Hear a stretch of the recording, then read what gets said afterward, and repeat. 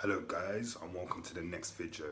In today's video we're going to be talking about Novak Djokovic's defeat to Alex De Minaur at the United Cup and whether or not it's going to be a cause of concern leading up to the Australian Open, the first Grand Slam of the tournament of the season.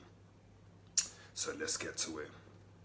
So yesterday Djokovic lost 6-4, 6-4 straight sets to Alex De Minaur, and I watched that match, and in my opinion, I don't think it's going to be a cause of concern because time and time again, Novak Djokovic has proven that even though he's lost prior to the main tournaments, he ends up winning the Australian Open, for example, and the French Open.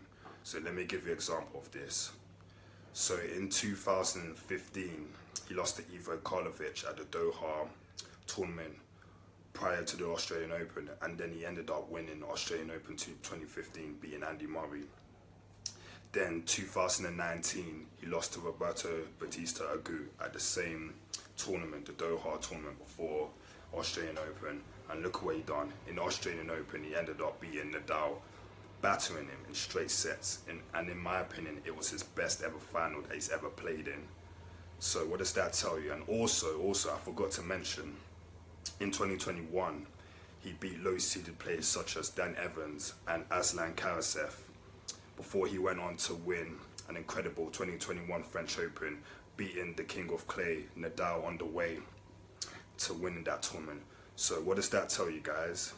That tells you that it doesn't matter if he wins or loses prior to the major tournaments.